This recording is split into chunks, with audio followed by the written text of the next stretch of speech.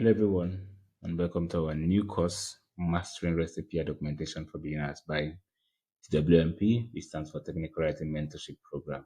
So I'm the founder, Mokochawizo Madabuchi, and I'll be taking you on this course. So if you want to know about me, I'm Mokochawizo Madabuchi, a passionate documentation engineer with a background in computer science. For over 5 years, I've developed expertise in building developer and API documentation, growing a developer community from ground zero, and writing technical articles. So driven by deep commitment to open source, I founded the Technical Writing Mentorship Program, TWMP. This community is dedicated to providing aspiring technical writers a supportive environment and resources to learn, collaborate, and grow in technical writing.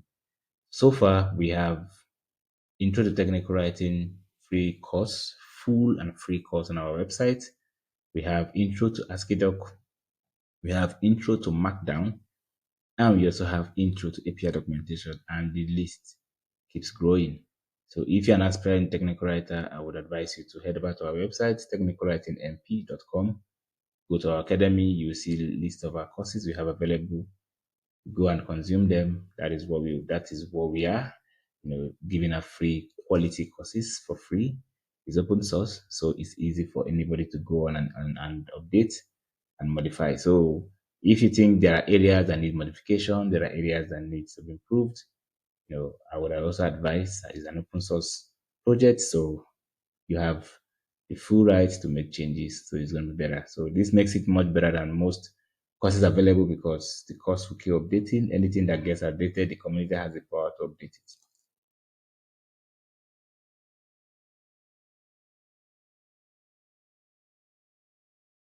So let's talk about API documentation. So API documentation is, I will call it a document, or you can call it a web page that contains the necessary components of a particular API that makes it easy for engineers or testers or anybody relevant in that field to be able to use and understand that API. So for example, you have a product that has a login session, you have a sign up session, and also has the section for profile.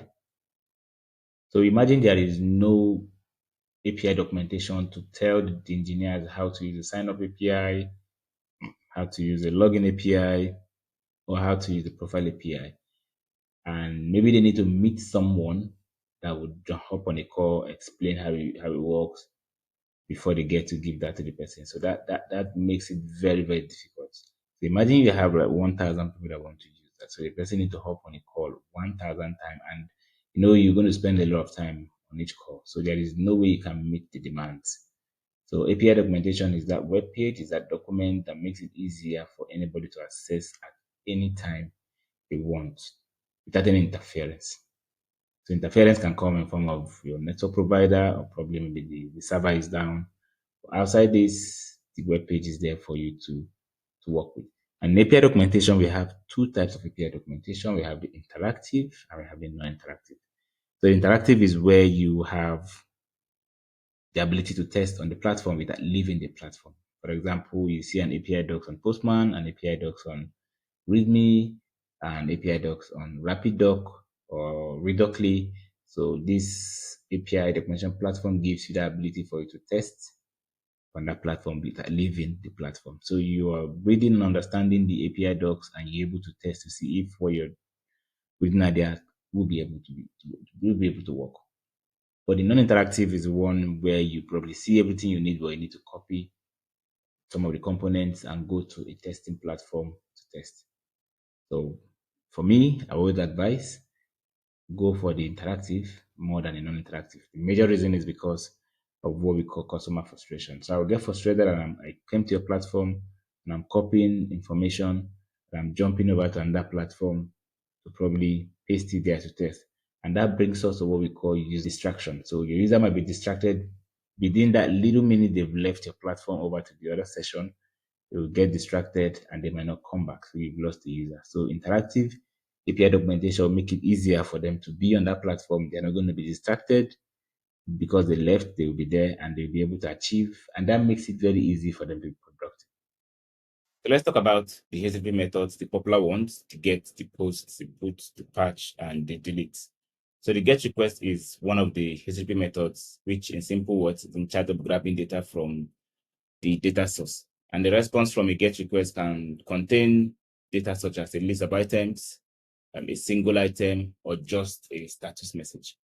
So the post is just to send data to the server from a client to create a new resource.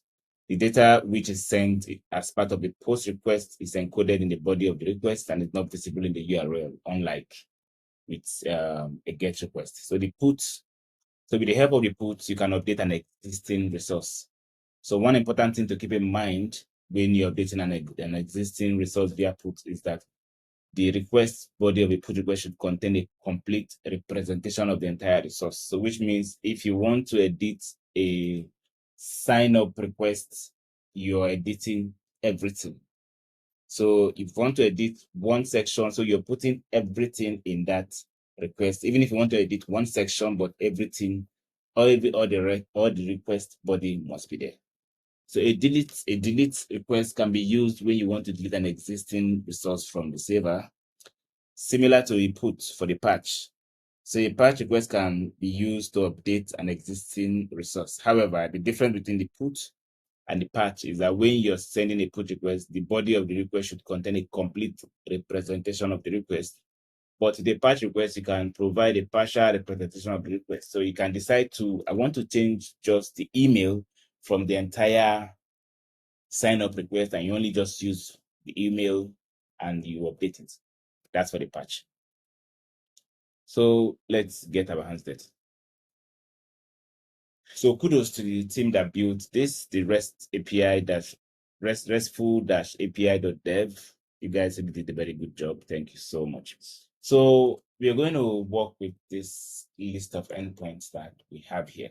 So as a technical writer, some cases you would not be given your APIs to work with, the endpoints and every component to design the API docs on Swagger. So some you probably have it on Swagger, who makes it a bit easier, but some you might have it like this, or some you might have it worst, where you just have this URL and maybe the method, and that's it. So no definition of the parameters, if any, nothing.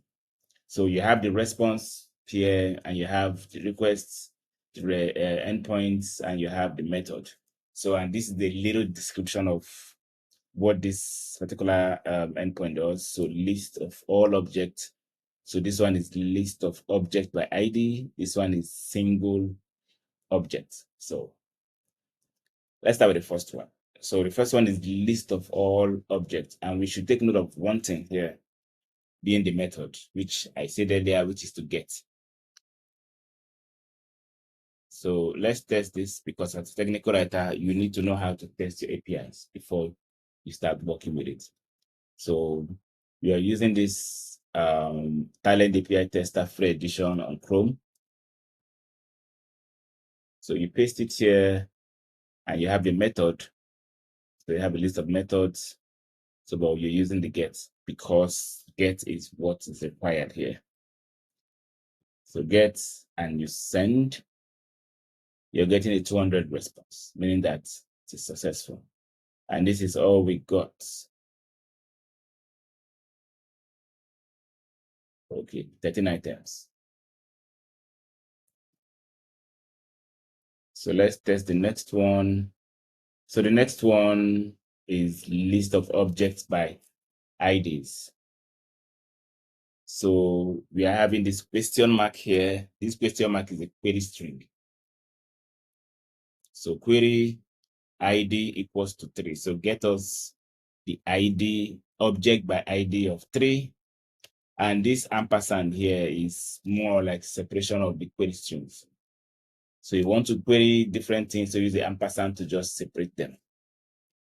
So we have query ID equals to 3, separation ID equals to 5, call it separation, or you say and, or call it and, ID equals to 10. So we are only getting these 3 items, ID of 3, ID 5, and ID 10.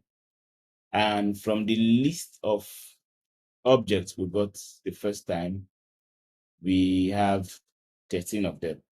So the ID of 10 is Apple iPad mini 5 generation, 5th generation. ID of 5 is Samsung Galaxy Z Fold 2 and iPhone 12 Pro Max. So, and remember, it's also a GET request. So we are retrieving from our data source. You send and you're having 200 is successful. ID 3, ID 5, and ID 10. So let us get just one item, and this is the path parameter here. So you just want to get 7, and also remember it's a get method. So we're still going to use a get, and we are having the 7 Apple Mac Pro 16. So let's say you want to add. So this is what we're going to use. So using endpoint, and we are using this body.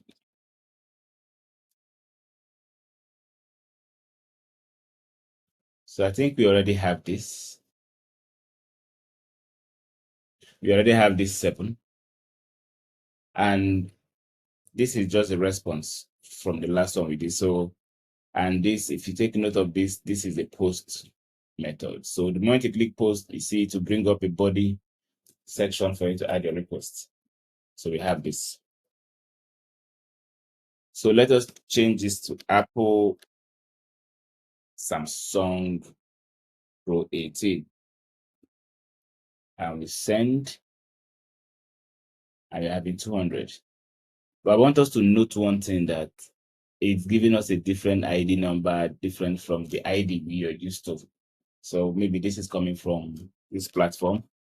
So let us copy this and save it here. We'll get back to it. So that's the response we got. Now, if you want to update an object,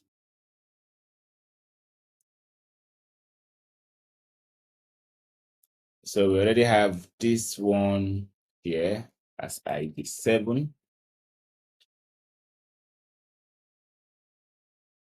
If you want to update this one,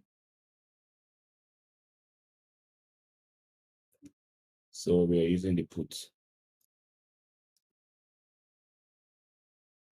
And we are now directing the path. Let us point at ID 7. So change it to Apple MacBook.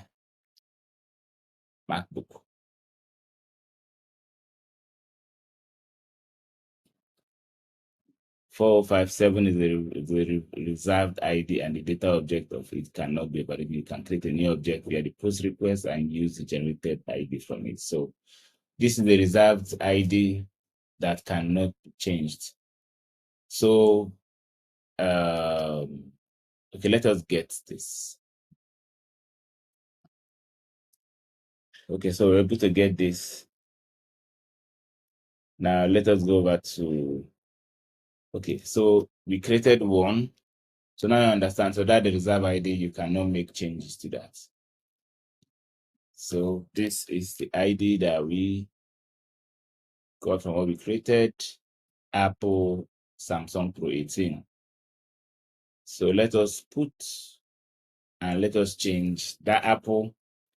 Let me go back again. Okay, yes. So the Apple Samsung Pro 18, we want to change it to Apple Air MacBook Pro 20. So it's 200. So right now it is Apple Air MacBook Pro 20. So now let us get the same ID back and see if it's same thing. So we got 200, and right now it's no longer Apple Samsung. It is now Apple Air MacBook Pro 20. So as a technical writer, if you're able to test your APIs like this and understand it very well, you're able to document it. So documenting it is you're making sure you're adding all these things and explaining so the engineer would know how to use it. You're adding the response so they will know, okay, we're having a similar response like this. So now let us do the patch. So we just want to change the name. So using patch. So like I said, this is put. Put you if you want to change the particular section, you must add the whole request body. But for patch, you can just add a section. So we just added the name and we updated it. So now this is the name. Now let us go and get. Now this is the name. So sweet. So right now, let us work on the delete object.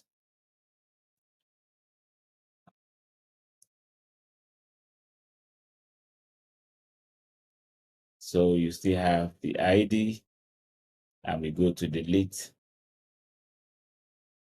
and delete. So object ID this has been deleted. Now let us get to be sure that this has been deleted. 404 not found. So you successfully learned how to test an API, understand the API, understand the methods, and more. So in the next section, you get to learn more of it. Then at the end of the course, you'll be able to use this same example to design an API documentation using README. Understanding the scope of API documentation. So we'll be talking about understanding the scope of API documentation. So first, we need to talk about the importance of consistency in API documentation. So you need to ensure uniform style, format, and tone throughout the documentation. So consistent documentation reduces confusion and makes it easier to update over time. So when you have a unique style, for example, how you start your description, this endpoint does this, and you use that style all across your API documentation. So when you want to make any change, it's easier for you to make your changes because you know that you always start with this endpoint. The next thing that follows, you know what it means. So for example, you sign up, you say this endpoint creates a new user from this to that. This, you go to the login, this endpoint is able to sign in a user, or maybe this endpoint is able, or this endpoint retrieves information from here to there. So you always start with this endpoint. You know, you now have that consistent style. So it's always good to have that consistent style all across your the document. So next, who uses API documentation and what they need to know. So you have developers, you have testers, and you have product owners. So developers need clear instruction and examples on how to implement your documentation. So when your documentation don't have all this, it's very difficult for an engineer to understand it. So when there is no clear instruction, when there is no example to implement your APIs, so that's the reason why we have some platforms like README, Postman, that makes it easy for you to have like an auto-generated examples with different languages. So if you use README, you'll see right at the top right, you have auto-generated language frameworks too. So in like, for example, if you go to JavaScript or you go to Node, you see they have different libraries that they would generate on how to use like async. Is async? Yeah, async. You have the fetch, and you also have the HTTPS and different other format. Also, if you go to README, you also see the Kotlin and Java. They also have like two different ways for you to test. So these platforms have made it easier for developers to know how to test. So if I'm a developer that works with Go and see a way to test a written document already, I don't need to probably start cracking my head on how to write a Go language to test your API. You know, that would be so glad. So these platforms have made it possible. And for product owners, and testers, and developers, they'll be so much happy if your documentation have all this in them. This makes it easier for them to understand your API documentation. So the last on our item here is defining the key components of REST API documentation. So which is what we have a lot of them. You have the endpoint, you have the request response samples, you have the authentication methods, and you have the error codes. And we also have path parameters and you have your query parameters. So the endpoint descriptions, you need to make them be very clear and very, very short. So I advise it to be very short, so it shouldn't be too long. It's not advisable or recommended to have a very long endpoint description. So an endpoint that is talking about sign up shouldn't be too long. An endpoint that is talking about login shouldn't be too long. So no endpoint should be too long. This endpoint creates a user. This endpoint retrieves a user. That is what the engineer wants to know. What this endpoint actually does is what they want to know. So they don't want to know so much. So and the description is not where they would probably come to understand where all those things are. So you need to have a different document that will go in depth about that particular API, but this is for the endpoint description, it needs to be small. So you also talk about the authentication methods. So this will help the users know how to authenticate to the API, such as API keys or auth or if you're using a Bearer token. So these are very, very important, for you to have on your documentation to make it easier for the engineers to understand your API documentation. So error codes, explanation of common error codes, and also error codes that are kind of peculiar to your product. Also need to explain those error codes. So this will make it easier for engineers to also understand the documentation. So let's talk about how to structure your API documentation. So make sure you organize sections for easy navigation and provide a high level overview and detailed technical description. So this will help users to understand. For example, for the first point being navigating session. So let's look at this example we have here. So this one, you see how the navigation section looks very easy. So, and I kind of use categories, which is what I advise. Make sure you categorize your API documentation. So when users go through it, everything is not just being on your face. So let me just show you what I mean. So if you have this, if you have this, and if you have this, you see that you're not able to see the other endpoints. Now, already this is all over my face. So if I'm looking at this and I probably tell you, okay, can you point out to me the authentication? It might take you a few minutes for you to probably see the authentication. And also I said, okay, I probably need the login is almost all over my face. I'm seeing a lot of things at the same time.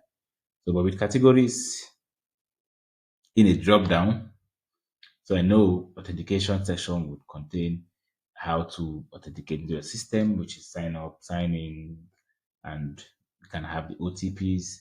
But within my head, I know it's sign up and sign in, and probably anything that will help me authenticate in your product.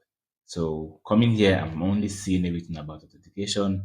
This section has the APIs that has to do with wallets, and it makes it very easy for me to navigate this API documentation. But if you have everything all over the place without, let's say this, we don't have this category here for authentication and wallet, it's just straight up without these categories. So it's going to be difficult for you to know. And with this, you won't have all this well arranged in one section. So your sign up might be somewhere here, your sign in might be somewhere here. So navigating this API documentation will be a horror scene, and that will make it very difficult for users to understand how to use this API documentation. So navigating the system, you need to make sure the navigation system is well detailed enough, and the navigation system is easy for them to flow, has a very good flow.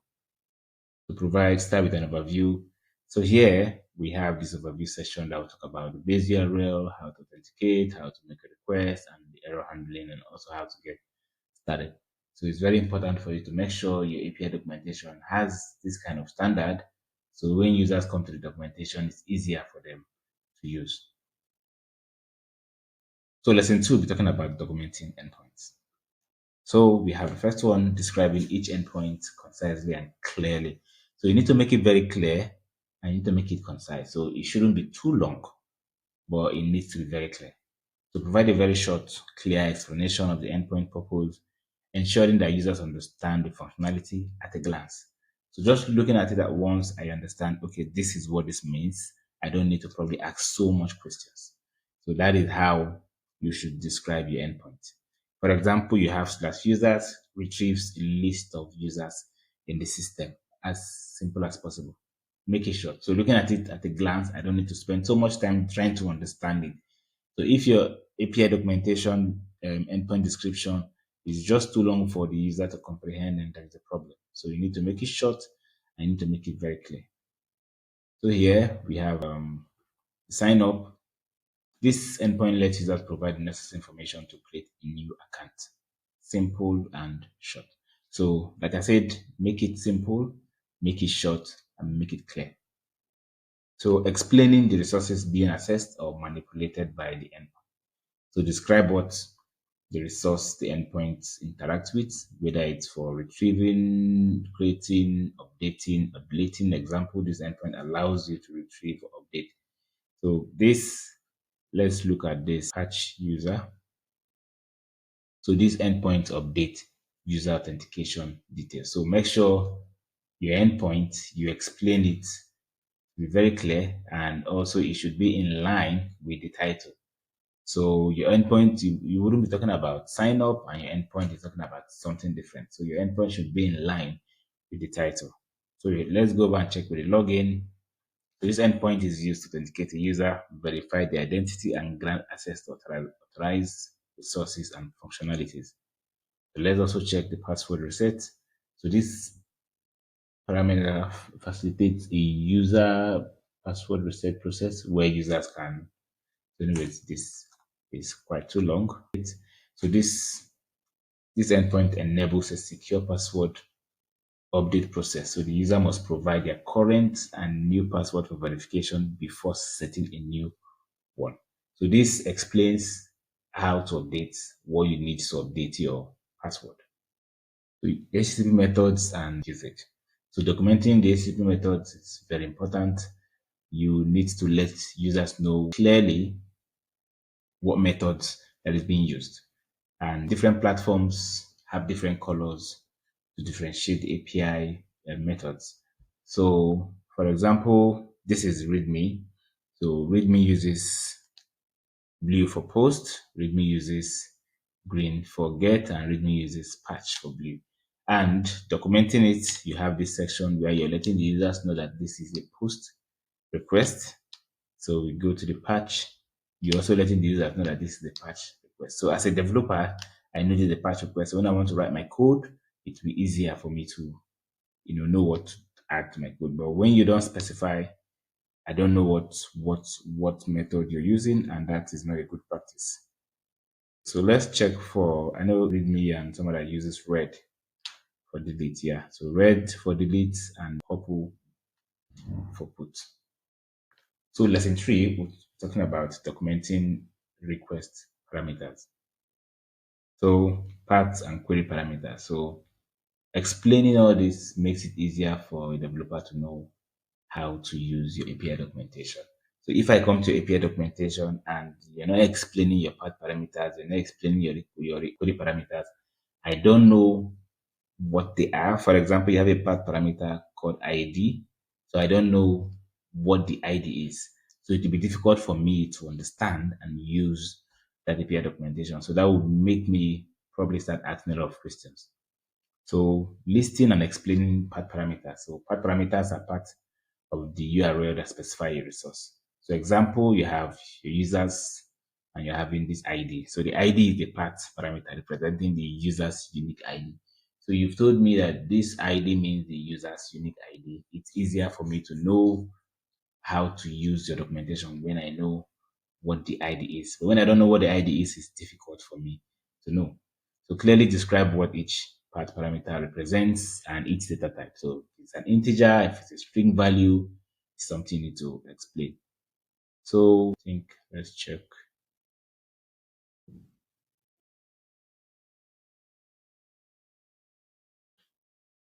Okay, I think we should have. Okay, so we have a path parameter called organization ID, but there is no description for that here. Okay, let's try this one. Okay, so we have this path parameter organization ID. So here it's clearly explained that this is a parameter organization ID. The type is a string value. What is the description of this? The ID of the organization. So it's very clear for an engineer to know, okay, this actually is a string value and this is what it means. So this will make me understand the API documentation. So when I'm coding, it's easier for me to code without asking so many questions. So differentiate required versus optional queries. So when this has missing point on that, in this section, but this is having it here. So this organization ID is required. So you should make sure you indicate if it is required or it is optional. So let's check this one if we have anyone. So the organization ID here is required. So and all the other requests, body requests, they are all required. So you need to indicate if an API path parameter or the body parameter are required or they're optional. So in this case, it's clear that they're required, that I need to add everything here before I'll be able to access this API. Then describing parameter types, okay, which I've talked about. So make sure you tell the users or the engineers or the reader that the type is a string type, is a Boolean type, is an integer type, or it is any type. So it is very, very, very important for you to let them know. So as an engineer, it will be easier for them to know what to add to their code. That is why you should add that. So header parameters. So documenting custom headers and standard HTTP headers. So headers provide additional information in the request. So document custom headers specific to your APIs and standard headers like authorization, content type, is also very, very important. So if there's any authorization header that you want the developer to know about, I don't think you need to keep it to yourself. You need to add that to the documentation so they will fall into or start having some errors because of they missed out the authorization header. So if there's any authorization header, I would advise to make sure to add it to the docs so the engineers will know which item they would need to add or which they wouldn't need to add. So example, you have the bearer token used to authenticate requests. So if you have any bearer token, indicated that your documentation use the bearer token, and I don't see the reason why you shouldn't add that. So when you don't add that, you're creating confusion in your documentation and you're making the customer support. If you have any, they will definitely have a lot of work to do because they'll be asking a lot of questions. So describing the purpose and format of the header. So explain the role of each header and its required. So content type applications like JSON specifies that the request body is in JSON. So having this in your documentation, very, very clear for the engineer that okay, this accept JSON and this accept XML and this accept a different format. So the body parameter. So explain the structure and the format of the body parameter is very, very important. If you're using the JSON format, in an XML format, you need to explain clearly the expected format and structure. To differentiate between optional, look, I've talked about that, differentiate between optional and required body fields. So like I showed you here, these whole body parameters are all required. So they are not optional. So let's see if we have any optional cases or required. So let's check for the sign up. So these are all required. So looking at this, it's very clear to me as a user that these body parameters are required. So if they are not required, it will be indicated that it's not required. So body parameters. So also body parameters including clear description of expected data type, constraint, and example. So specify the data example with the string, with an integer, any constraint, length, provide examples to illustrate usage. So you have the sign up, and here it is clearly stated that the email is a string value, the password is a string value, the first name is a string value, and the last name is a string value. And you also have the description section where you explain, what is an email address in this context, what's the password, and what's the first name. So the first name, this parameter specifies the user's or organization first name. So this will make it very clear for the engineer. Oh, this is what it means, and this is how I should add it in my code. So when you don't add all of this, it makes it very difficult for people to understand your documentation and even try to use it. So lesson four, we're talking about documenting responses. So for me, responses are very, very important. They are one of the key components of API documentation. So when you don't document a response of an API, a user will get confused. For example, if your response is returning OK, being O and K, and I, as an engineer, I come to your platform and I run one of the requests, API requests, and I get a response of OK. I will be so confused. Like, am I supposed to get this? Is this okay? Are you sure this response is actually correct? So I'm having all those doubts because there is no example response I should be looking at to get. So that's why it's very important for you to have that example response. So an engineer or a product owner or a tester that wants to test and understand your API would have that first look of what they should expect so that when they get that response, they're like, okay, I've seen that before, which means this is actually the right response. So, but if there is nothing, if the response is empty, you don't have any response at all, they will have a lot of doubt when they get something that looks very funny, like okay, as a response. But maybe you can say okay is just to tell them, yeah, it's successful. They don't need to return any value, it's just to return the string okay. So it's very, very important for us to add that. So when I see that the response is okay, example response is okay, and I'm getting okay, I know that the okay I'm getting is actually okay. You understand? But if it's not there, then I will start asking questions. And if I'm not the patient type, you've lost the user because I'll probably just leave the platform and look for an alternative. So the response codes and response messages. So documenting the status code 200, 400, and all that is very important. So for example, we have this API and clicking the OK 200 gives me example response. So when I see this example response, so it will be clear to me that if I get something that doesn't look like this, then I'm getting the wrong one. I can now reach out to the engineers or reach out to the team that, hey, I'm getting something I'm not supposed to get because from your documentation, you have something different and what I'm getting is different. So I'm so confident because I have an example already on the documentation. So I'm so confident that this one I got is wrong. Or if I get something similar to this, it's okay, this is correct because you already have something that looks like mine. So providing a clear description for each status code related to the endpoints, it's very, very important. So you need to also have that in your description where I talk about the 200, what 200 means, what 201 means, what 400 means, what's 401, 404, and 500. So you have this section for error handling that has all this well explained.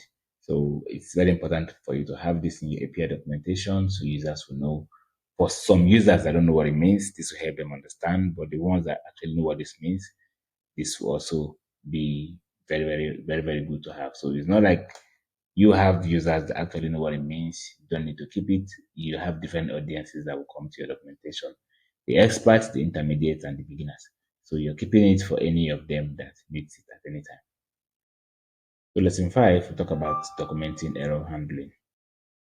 So listing and explaining common error codes and messages. So which is what I showed you here.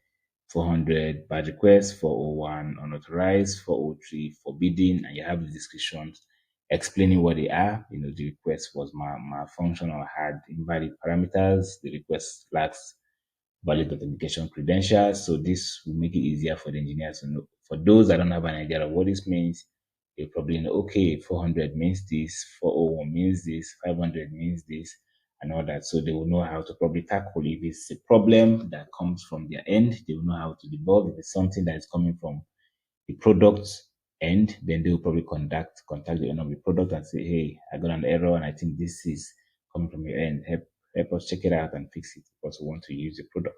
So this will be very, very clear and very easy for communication. So I know what error I'm getting not from my end. I reach out to you. I know the error I'm getting because you explained that this 400 means bad requests because it means I added something that I shouldn't add. So I know it's my fault. I'll probably look for a way to resolve that.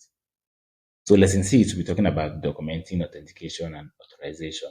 Explain this clearly in your documentation. So API authentication methods, so describing the required authentication mechanism, API keys or OAuth, JWT. So you explain the different authentication mechanism to your API support. So it's very clear when you explain that, and when you don't, users get confused. So example in this documentation is explained here that authentication before using our API, you need to explaining all this will make it very easy for the engineers to know how to use your API documentation. So when you talk about API keys, JWT or OAuth, you explain how they should use this, and you have a section in your docs like this one. It has a section that explains that you need a BRA token and you need your API key, the authorization. So it's very clear on how you want to do this on your docs. So providing clear instructions on how to obtain and use the API credentials we will explain is very important. So guide users on how to register, generate or use API credentials. To explain to obtain an API key, visit this place, click here, generate this. Very, very important, because even if I'm an expert, I'm not an expert in your product. So you need to explain your product to me as a beginner. So include examples for different authentication flow. So if you have some flows to explain where you probably have some screenshots, okay, go to the documentation, go to our dashboard, you click here with some screenshots on how to get the key. Then when you get the key, this is where you probably add the key on your documentation. Very, very important. So with this, I would understand how to use the documentation. I will not have so much, questions, because you've already answered them by dropping all those useful images and useful instructions. So lesson seven, we're talking about documenting rate limiting, pagination, and sorting. So explaining how rate limiting works for your API is very important. So explain the limit on how many requests can be made within a specific time frame to prevent overloading the server. So if you have rate limiting, you need to specify it to the users. So when they probably over try the endpoints, want to overload the server, they get an error. So users will probably know, okay, I exceeded the limit. But when you don't explain that, it will be very confusing to users, especially when you have a public API, where you probably have millions of users using that API. So you need to find a way to limit it so some users will not overuse and overload your server. So describing rate limiting headers is also very important. Clearly describe the rate limiting headers such as X rate limit, maximum number of requests allowed, X limits remaining number of remaining requests for the current window.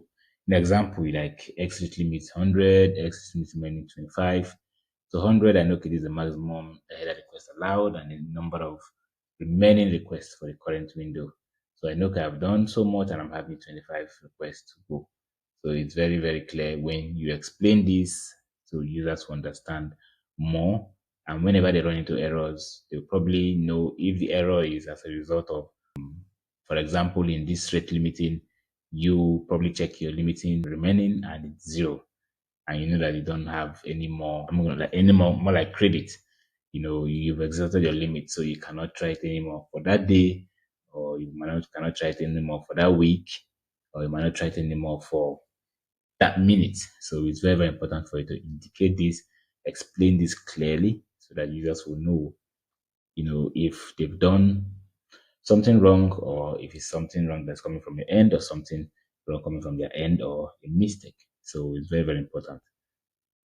Providing examples on how handling rate limiting errors. So providing examples of handling rate limiting errors. Show how to handle the 429 too many request errors, which indicates a rate limiting breach. So example, if a user exceeds the rate limit, the API responds with a 429 error. Retry after the time provided in the retry after header. So it's very important for you to have a section in your documentation majorly on the overview, or you have a different section for rate limiting. So you can take that particular page to explain a lot about rate limiting. So when the users go to that page, when they get to that page, they are reading more about rate limiting, where you explain a lot. So when they go into any errors, it's easier for them to go to that page and read more to know why they're getting that error. So pagination, so documenting pagination parameters, clearly explain the pagination parameters like the page per page offset. So it's very important for you to explain anything when it comes to documentation.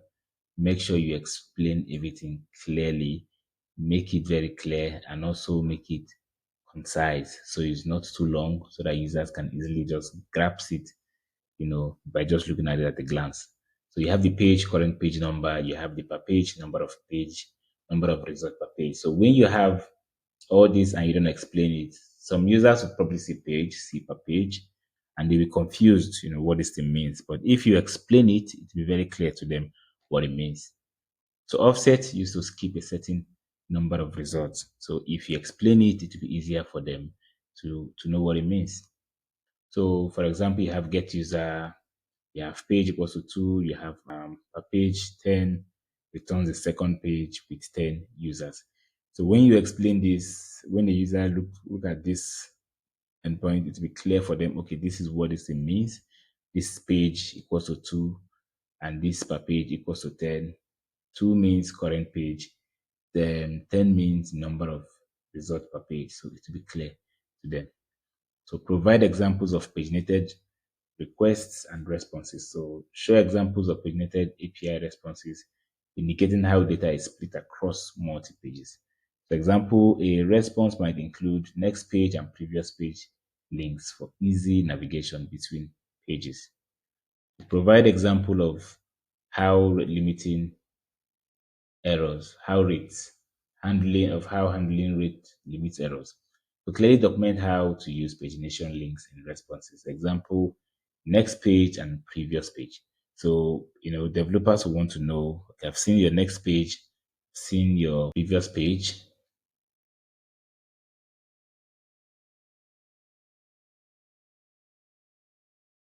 So sorting and filtering. So documenting sorting options, explain how sorting results using the query parameters like sort by, order. So sort by is field to sort by example a name. You want to sort if you want to sort a particular endpoint by name, you want to sort it by date, so you use the sort by. You want to sort order example sending or descending order. So you explain this and make it very clear. So example, you have the get slash users sort by name, order by ascending, return the list of users sorted by name in ascending order. So this will be clear for more like a senior engineer, to understand. But a junior engineer might not understand this. Even some seniors might not even understand this. So it is very important for you to put this. So for those that understand it, it will help them. For those that don't understand it, so explaining how to apply filters to API queries. So document common filters used in queries such as filter by, specific field to filter results, example users by status. So example here we have get users filter by status, and status equals to active results returns only active users. So it's very, very important for, like I said earlier on, document everything, explain everything, because that's the only way a developer would know how to use your documentation. They are not expert in your documentation. You are the expert. So you need to learn to explain everything so that way you will now have other experts in your documentation. So providing examples of combined sorting and filtering. So it's very important to explain if you have some endpoints that combines everything. So explain so users will understand what they are and how to use them. So lesson 8 covers the best practices for writing API documentation. So number 1, tips for writing concise and understandable description. So use a simple language to explain concepts. Focus on brevity without losing essential information. So just like the normal thing, when you talk too much, most of the times you don't know when you start saying rubbish. So it's important for you to make sure you don't explain too much, hit the nail on the head, make it concise. At a glance, looking at it, the user will understand it. That's the way to write a concise and understandable description. So example, instead of this retrieves a comprehensive listing of your user, use this endpoint retrieves user data. It's simple and it's straightforward and they will understand it. So avoid technical jargon and ambiguity. So minimize the use of technical jargon that might confuse readers. Explain terms when first introduced. So if you want to talk about technical jargons in context to your product or in context to the technology you're using, so make sure you introduce it first. Let's have a very good example. In blockchain, we have what we call WAGMI. So for the WAGMI, you explain what the WAGMI means, you do brackets, you explain what WAGMI means. Then below, you can be using the WAGMI. So, but the user have seen the WAGMI at first with the acronym and they've seen the full meaning of the acronym and they understand what it means. So they have it in their mind already. And if they see it probably anywhere, they would know that like, I've seen it somewhere. So it's always important.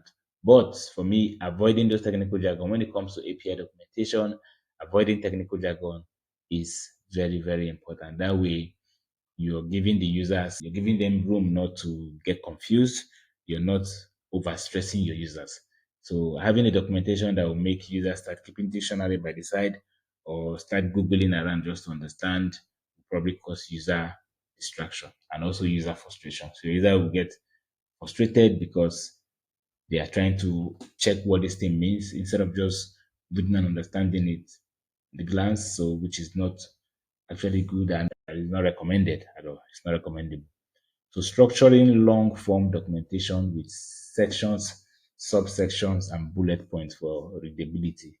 So break down complex information into sections, subsections, and bullet points to make it digestible. Use your headers H1 or H2 to have that hierarchy to organize the content, bullet point for list and enumeration. So when you have list, things you want to explain in list, so you need to use your bullet point for the list or use your numbers for the list. So make sure you structure your content, the long form documentation with sections and subsections. So that way, it's not just all over the face in the user's eye. It will be easier for them to understand. So consistency and style guide. So following a consistent style guide for API documentation is very, very important. So adhering to a style guide, example, Google style guide or Microsoft manual to maintain consistency in terminology, tone, and structure is very, very important. So when you have a style guide that will guide your style of writing, how you write your descriptions, how you write your overview, how you write your part parameter descriptions, your body parameter descriptions. So you need to have a consistency across all the styles. So how you start your how you start your sentence will also be determined by the style guide you're using. What you include and the structure you use will also be determined by your style guide. For example, a style guide can guide your style of your style of date. So your date you're using backslash or you're using forward slash or you're using a dash. So it's important for you. So you don't use the backslash in this page, the next page you're using a forward slash, in the other page you're using a dash. So that is inconsistency, and the style guide is there to correct this inconsistency and give you a consistent style all across your document. So creating and maintaining a glossary of key terms and concepts.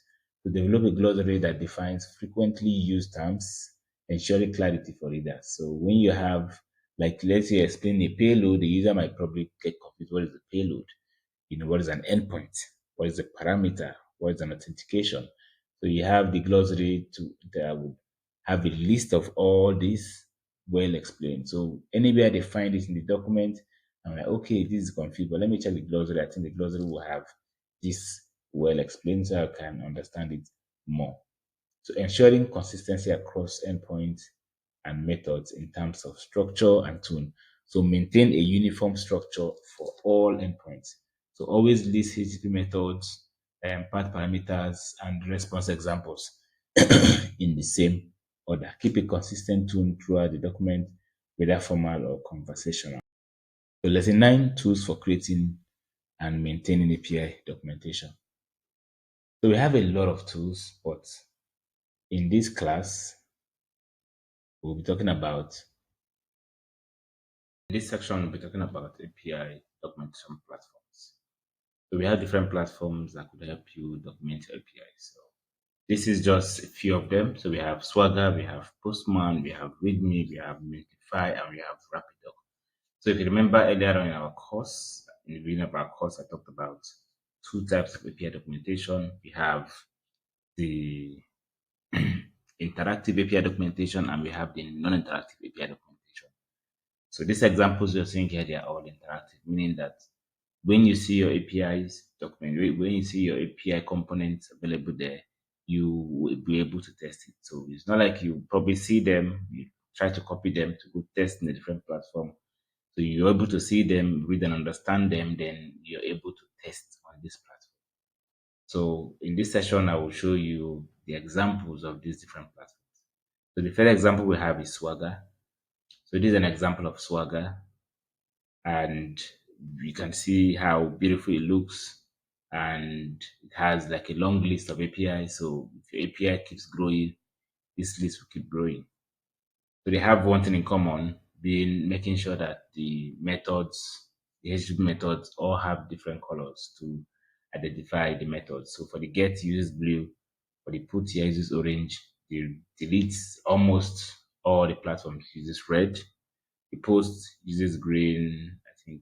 And okay, I think these are the ones we have here for now. Then when you click on any particular one, so you have the option to try it out. So first of all, I've seen that it's an ID, it's a string, this is and it's a path. So this is an app ID, the header 400. So there is no 200 here. The response only have response for 400. Then you want to try this out, you can click try out. Then you'll be able to impute whatever value you want to put here that is correct. Then you execute, but it's not going to work because that is required. So, but one thing I would like you to notice is that it has a long list. So the disadvantage of this API right now with Swagger Hub is that this is mainly used for internal purposes. For the engineer, just want to have a way they can test their APIs. This is what they use. So this is not good for public facing, because if you want to probably somehow you are at this last endpoint and you need a value, but let's say you need this app ID, the app ID will be generated by this first endpoint. So you have to come over here, copy the response you get here. Then you have to scroll down and put the value, and maybe somehow I need to get something else again. You scroll up. So this scrolling up and scrolling down will probably cause what we call user frustration. So your user will be frustrated, and the next thing is they'll be tired and they want to leave your platform.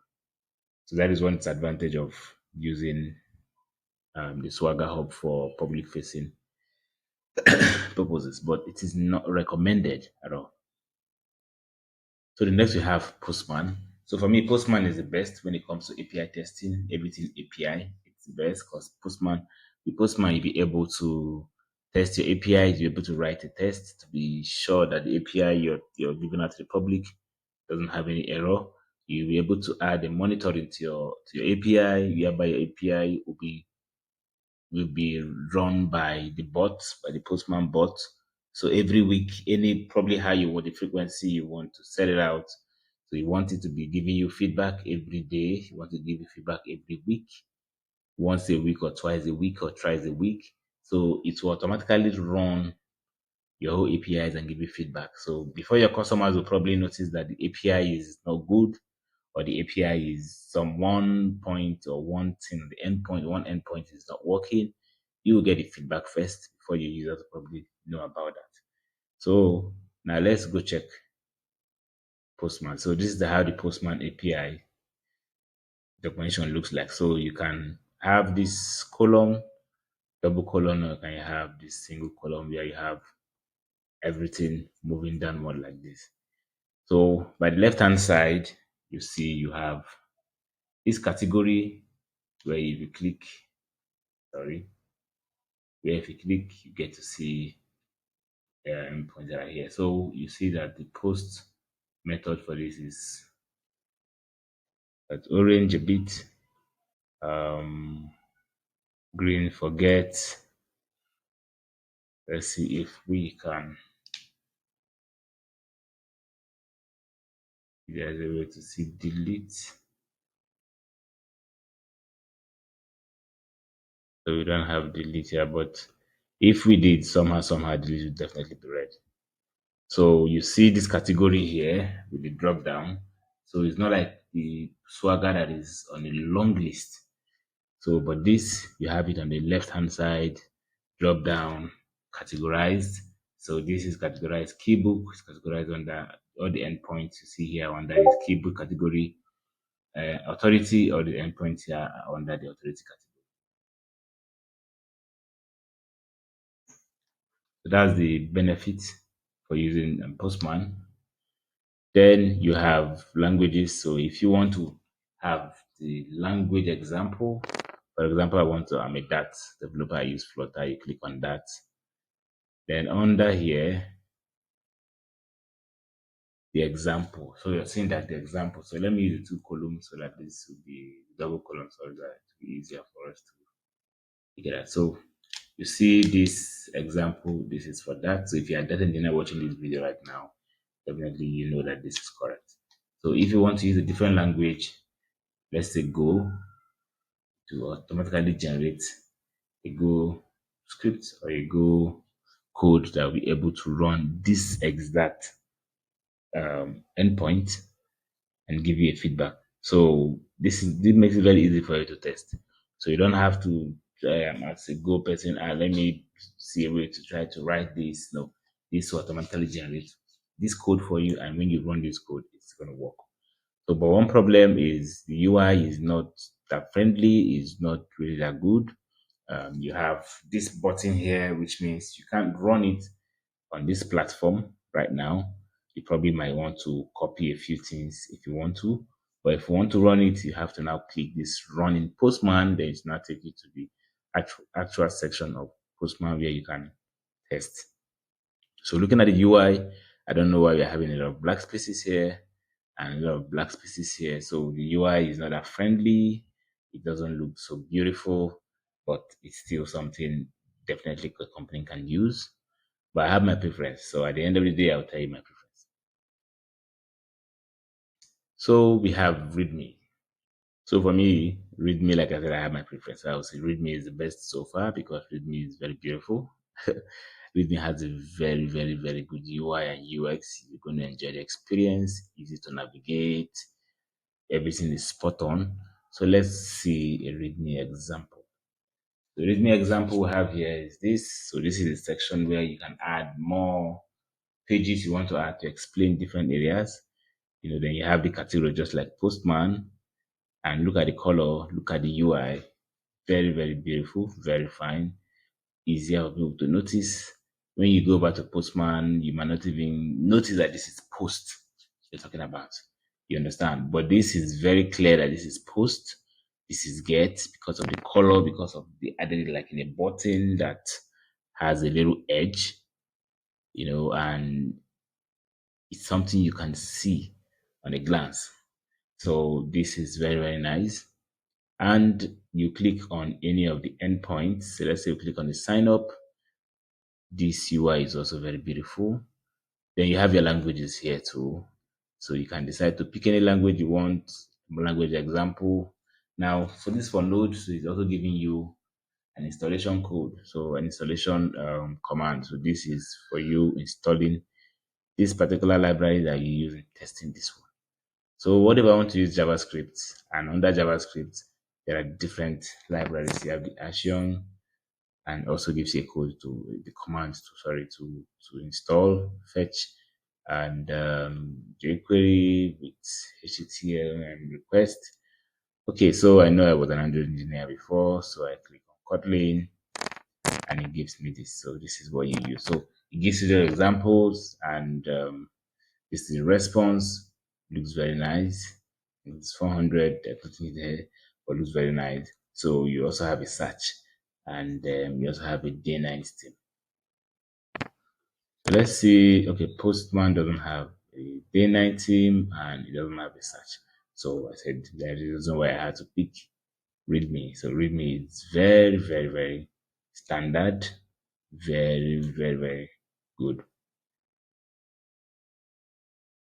So, and you also have a section to, you know, write a survey to talk about if the page is good, if the page is bad, drop a feedback. So the people working on this project, the owners of the product can get that feedback and improve API documentation for you. So this is very fine. This is a very good example of post API documentation on README. So we have a Mentlify. I know a lot of people talking about Mentlify and how cool it is. So for me, Mentlify is good. But Mentlify for me doesn't have a very good UI. So I prefer Postman over Mentlify. So you click on this right now, and this is from Mentlify. This is the code, and okay, you also have I think a few languages. You have Java, you have Python, you have JavaScript. So JavaScript, I don't know which library it's using here actually. So it didn't specify. So it's using a fetch actually. So but it didn't give so many options like Postman and README.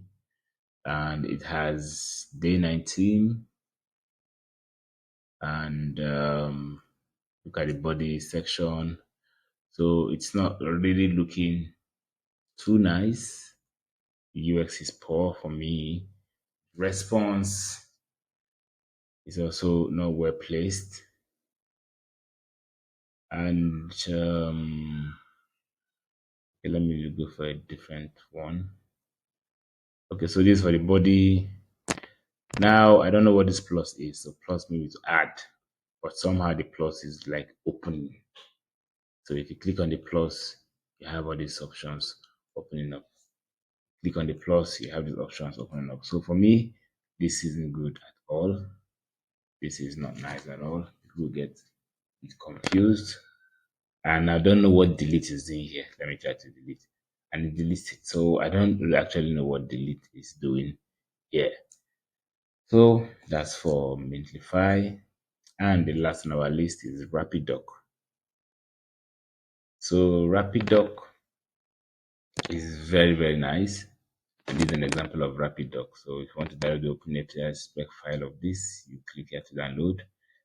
And you have this.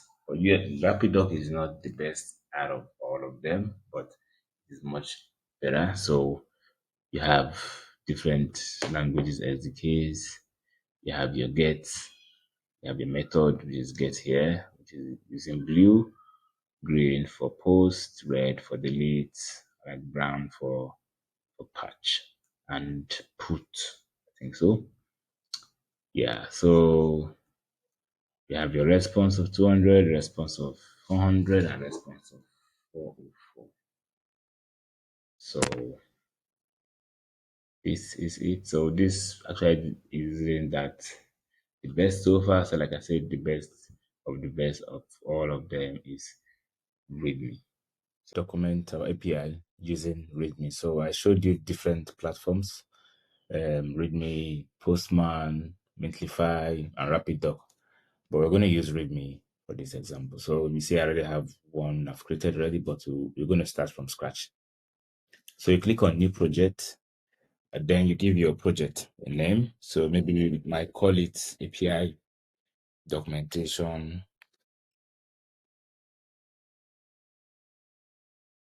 We can call it API documentation. So, and then if you look at this, you will see automatically it will just create this subdomain for you, which you can change to your own custom domain if you pay for it. So you can upload a logo.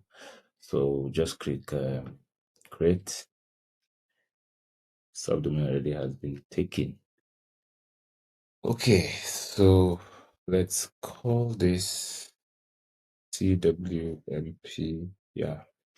So I think this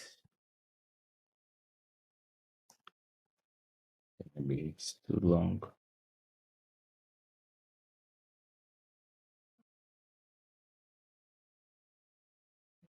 Okay. So we have 14 days left to for trial. So now the first thing you would do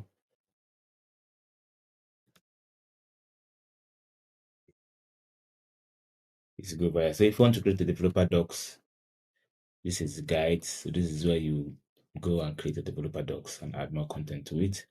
But if you want to create just APIs, this is where you probably focus more of the time. So I won't be going all through this README to explain different areas. So I'm just focusing on the API documentation section for this. So first, go back to your API, get your base URL. So the base URL for this is API REST, api.restful dash api.dev. So let us add it here. So yes, you can use an OpenAPI spec file if you want. We're going to have a different video that will talk about that, but in this video, we're going to use a manual editor. So this is the base URL and the name for it object. So no authentication, no key, no basic auth, no auto, no header. So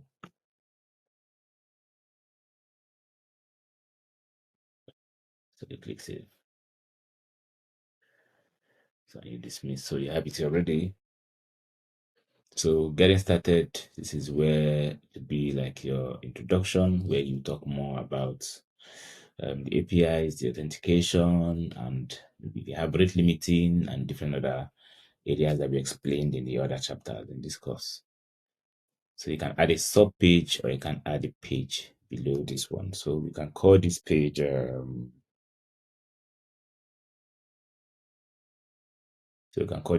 authentication. Right now it's hidden.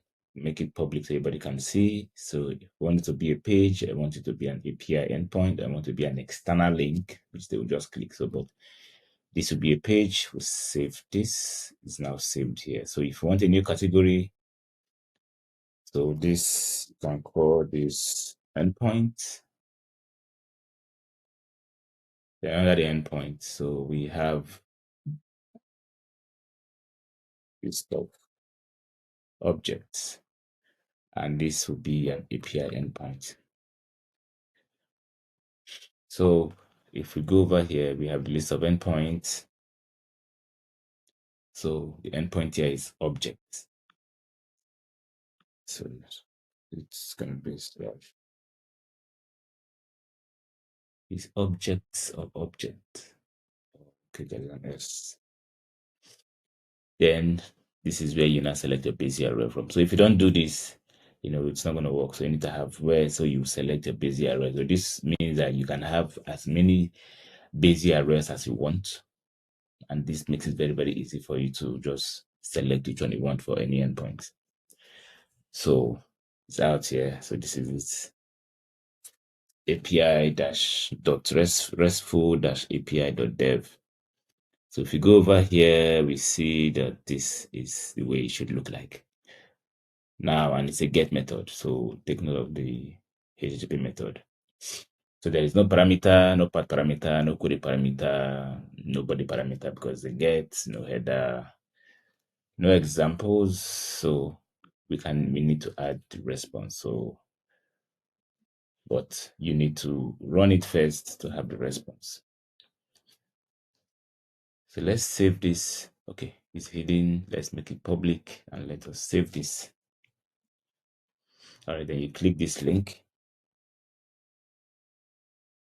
So this will now open it in a different page. So twmp-api dot to readme.io/reference/this. So this is our API docs from readme. So enable everyone to see this for later. So getting started. So our introduction page. Oh, it's hidden. Okay, so I save it and let me run. reload. So look at below this, it's empty, and now we have it here. Okay, so our endpoint is a list of objects. And let us run this so we can get, so this is empty. So let us run this.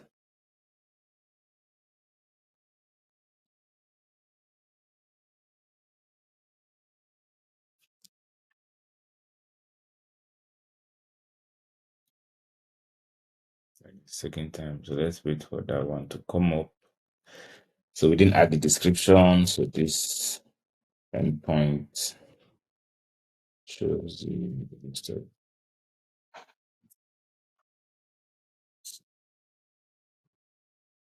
save.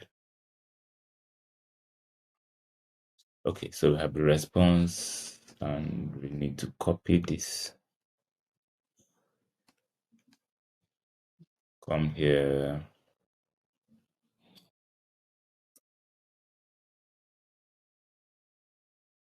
So this is the response. So we save.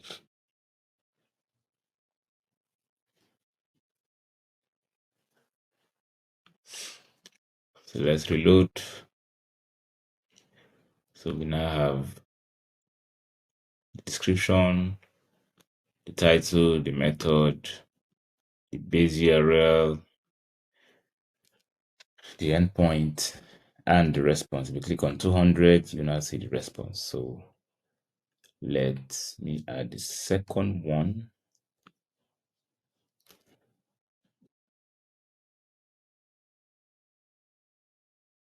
So the second one is a bit tricky.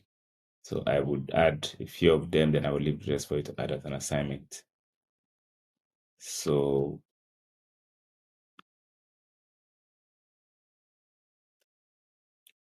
let's add a new one. So this is list object by ID.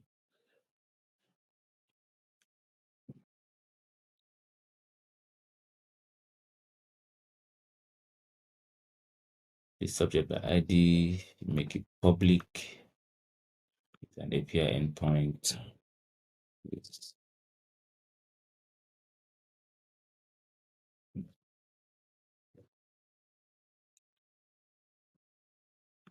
So it's a get. So slash object. The list of objects. So remember, give it the title list object by ID. You give it very nice and concise and short description. Then so let's go over. I think we have this already. So we have this. Okay, so we have to put this query string, and we have the ID. So we go back to query. What's the name? ID string, and we already have a default value, but you can probably you can leave it empty if you want to add. Let the users or developers add value. So let's add a default value first. Then to add the description for this. This is the identification of an object. Save. Then you run. So you see, we have our query string here. We have the ID. This is the identification of an object. So default value is 3. So add 3 to it, and you can try it and run.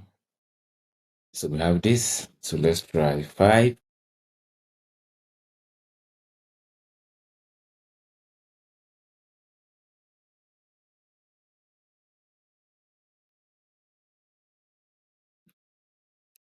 Sorry, it's taking a while to load.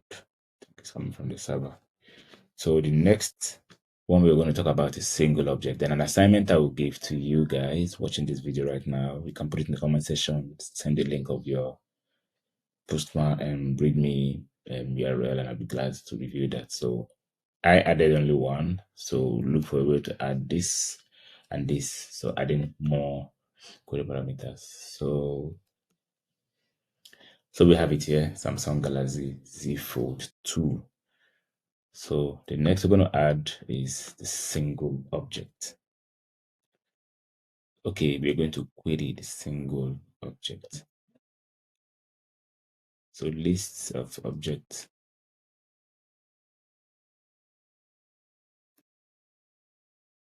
So, okay, click a plus, get single object. So it's public.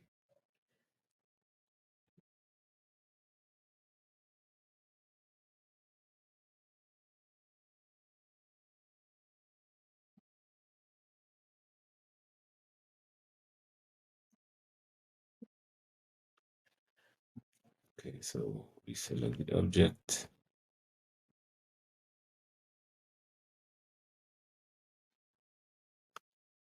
Apart the ID, the default value, and default value. Okay, this is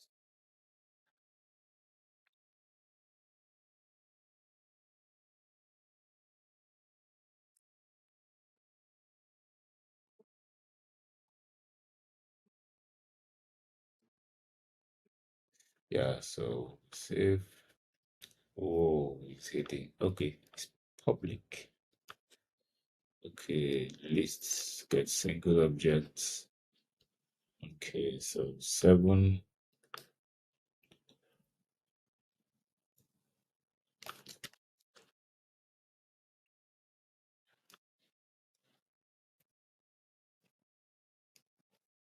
So we have our response.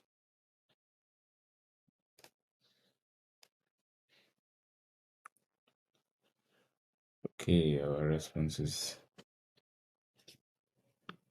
let's go back and see what we're getting.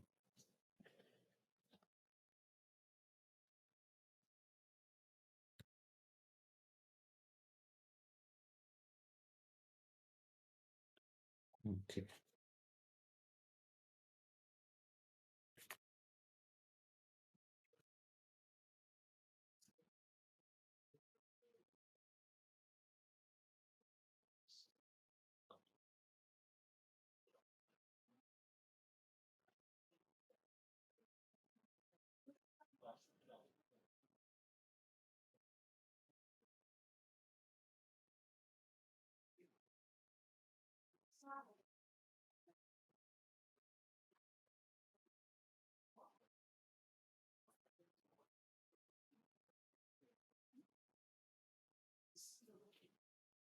Okay, so let me explain.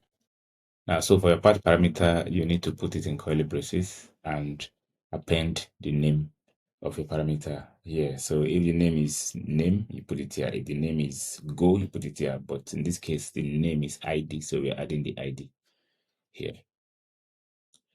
So we add the ID here.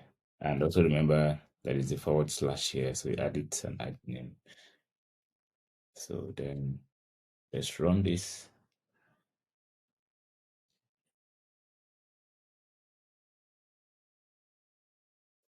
So while we're waiting for it to load, I will be working on the add object. Then these other ones will be an assignment for you to do. So I've added 1, 2, 3, and 4. Then add this 1, 2, and 3. Then give me feedback. And in our community, you can go to on Discord to put this, or you can put it on YouTube comment. I'll be so glad. Okay, so we have this. So remember what you have to do. You copy the response, you come over here, then you save. You reload, click, and you have this. So this will make a user easily understand this. A user will understand, okay, this is the definition of the ID, and this is the ID. As easy as ABCD. Okay, so let's go over and work on the add. So the add, we are copying this body request. So add object, make it public. This will be an API. Okay. Endpoint will add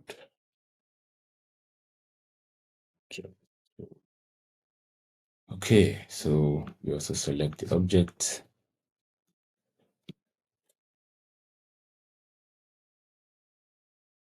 So we click on body params.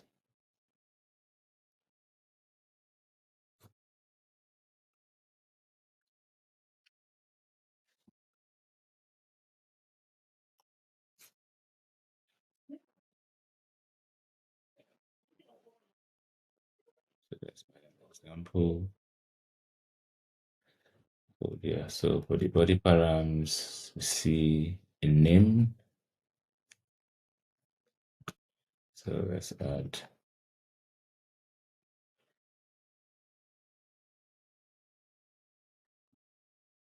the name, and the name is a string value. Then we have a date that is an object, a data that is an object. So we add, so we also decide this is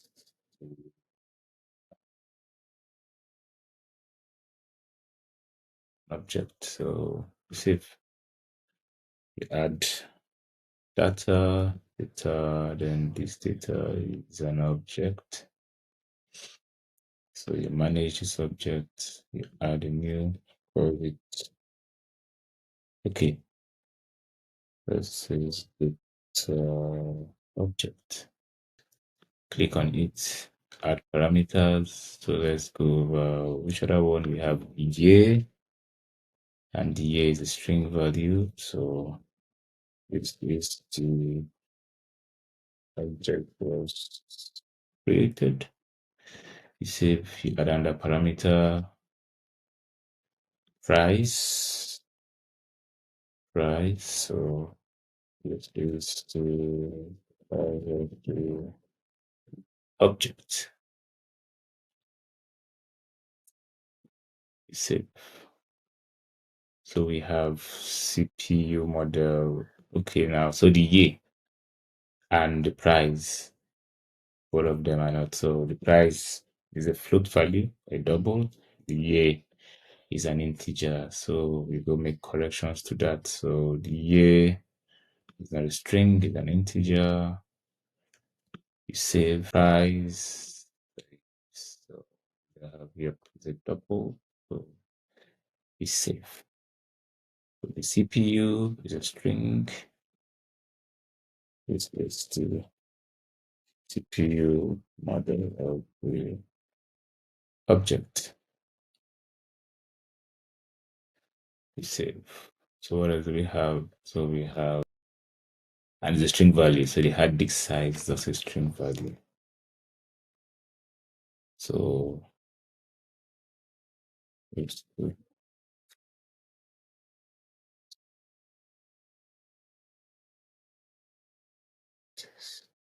size. Then we save. So you click on this section, select. So now just to iterate again, the data is an object. So this is the string value. This is an object of this value. So this is an object. Then you have these fields inside it. This year is an integer. The price is a double. I use float, but double will be comfortable. Use this CPU is a string value. The hard disk size is a string value. So first you click manage. We created one, so you can click add new definition, give it a name. It will pop up here. You click on it and you start adding parameters. So we added the year, the price, CPU, and the model. Then you save. Then you click here. We only have one. All right, so let's just do something. So you click, let's say you click object 2. Okay, so we have it here. Oh, fine. Add it. So you save. So when you click here, drop down, you have to see the two of them. So you can create as much as you want. So this is the correct one. We click it and contains the object. So always make sure you add the description. So the example Okay, then we save.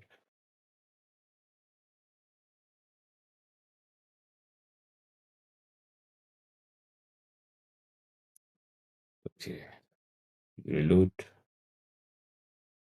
Whoa, whoa, whoa. So if you notice, we made a mistake. So now this is supposed to be a post and not a get.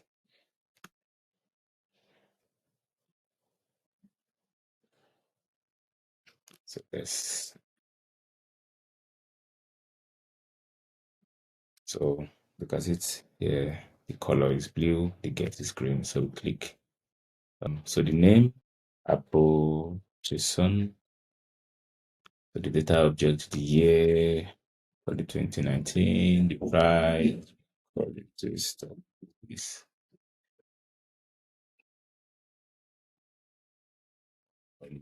CPU.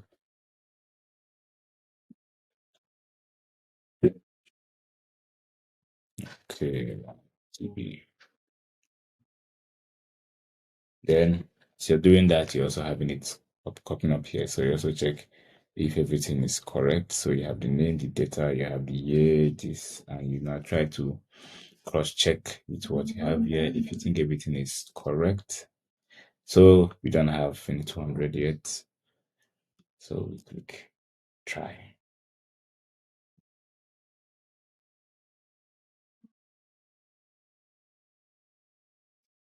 So let's click, and now we have 200. 200 means it's successful. So then you come back here and click here, add it, and you save. Then you reload. So we have the ID, we have this and this. So as I talked about an assignment, update, you can do this like the way we did the other ones. And so you have two assignments. You have the one for the list by ID. So I added just item number 3, just one item here, the query parameter. So you're adding this additional 2. So we have the partial object and we have the delete. So you are going to do okay. So let me make it simple for you. So let me do the delete. Then you will do the partials, the update, and the list. So let's check here and back here again. So we do delete endpoints, we do public.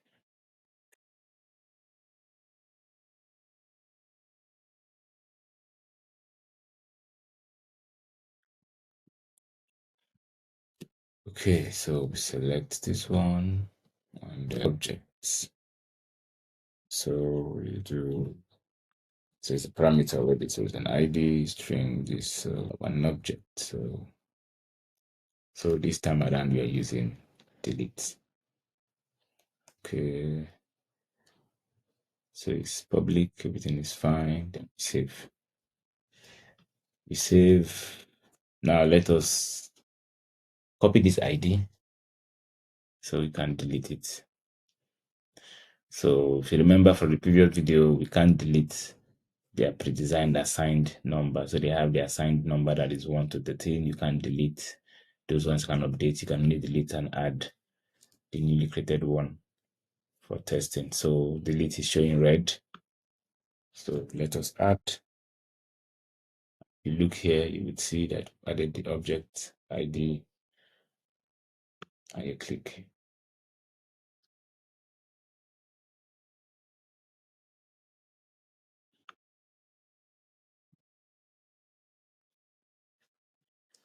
So we copy it. So message object with ID has been deleted. So this makes the user know that, okay, this is the kind of message I get if it's deleted. So you can update this one so it doesn't have this one, or you can still leave it anyways, so they will understand that this is what it means to delete. So you save. So you can add the 400, you can add other, you have 400. So you can click on this plus signs so to add other status code. So you have 100 continue, 200 okay, 201 created, 202 accepted. So you don't need to add all of them, they are not necessary. So you have a long list of status codes. So you only work with the popular ones. So let's delete and let's save. So back to this. So the assignment is to add the partial object and the update object. Then part of this one, the ID, and let me just call it the two IDs we have here. So have more than 3 query parameters in your endpoint.